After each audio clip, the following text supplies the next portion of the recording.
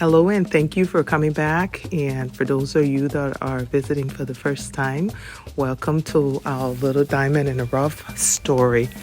And it's been a pleasure just explaining my journey about this project. I know a lot of my Liberian friends that's been watching, they're like, they won't put all her money in their play. I hope they land correct. You know how we suffer for land business in Liberia. Liberia, there's always 3 or 4 or 5 different deeds on one land. You don't even know you start your project before you know it. Boom. Somebody say you sitting on my property and that thing. Fortunately for me, I'm one of the few Liberians that don't have to go through that.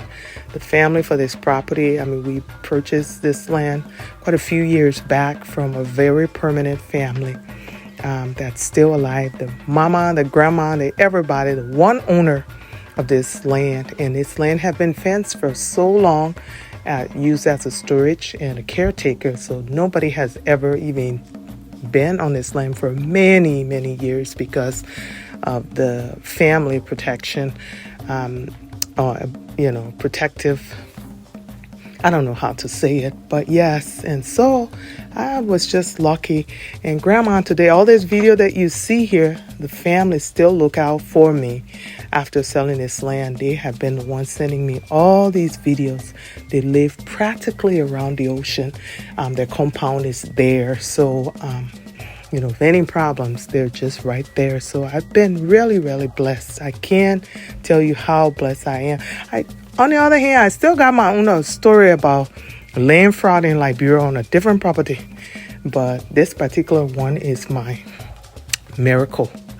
Diamond in the rough. There's a reason why I started a theme, Diamond in the Rough, because it's so almost impossible, to get a land like this that no trouble behind in Liberia. So I just thank God for that part. And, I know a lot of people have been asking some questions, but I would encourage you to watch the video from the beginning if you have time, and it will answer a lot of your questions concerning, some things that you have. And give me a question, send me a question, and I'll be glad to answer them for you as best as I can. And now what you see over there, hopefully that old lady that woman can change her mind one day, and so that wall we can take it down, and my solid wall stay there. But her fence almost falling down anyway. So that one, no, we're praying one day we'll just get out and her fence will be on the ground, and we just end up using our solid wall dividing the property. But she has become my best friend.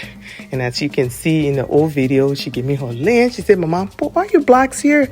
Make your blocks and then use the property. Don't give me nothing. And so I'm so grateful. I'm still grateful for her. And now back to my my builder that I was using the first time. And the guy that was doing the building for me, he did the fence, he did the retaining wall, everything was going on fine. And then he came to me, he said, please give me the money for the foundation so I can pay my people. And I felt sorry for him, and that's the wrong thing I ever did. Pay that man all the cash for the foundation. Oh my goodness, out of courtesy, I'm like, yeah, he'll do the work. Didn't hire anybody but 2 or 3 people digging that foundation for almost 2 months, and I paid for it. The same people that sold the land to me, the family, they called me from the States and said, Ma, you better pay attention because that guy is not going to be done with your foundation anytime soon. Long story short, I ended up hiring quite a few people to finish up the project, and out of my own pocket to finish up this foundation here that you're looking at.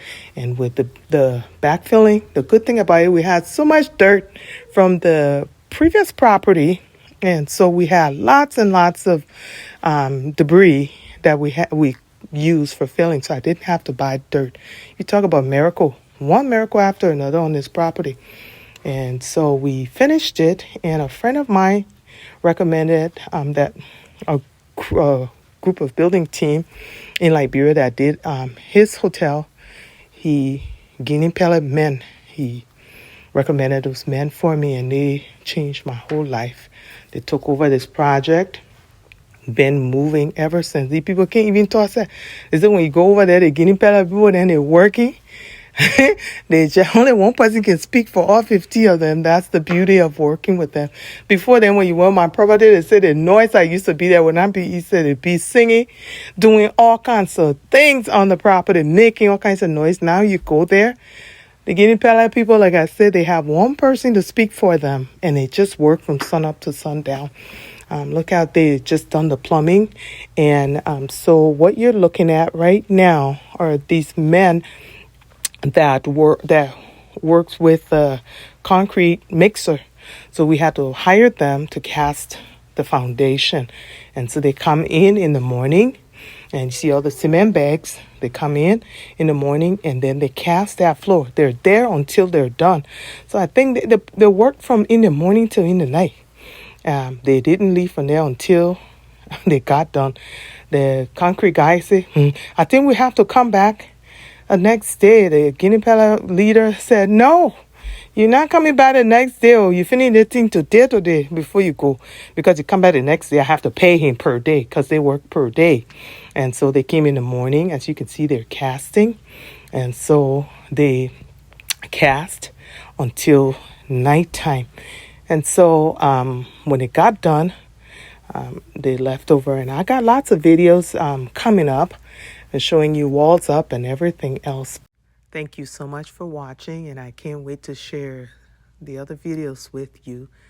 And stay tuned. I'll see you in the next one. Bye now.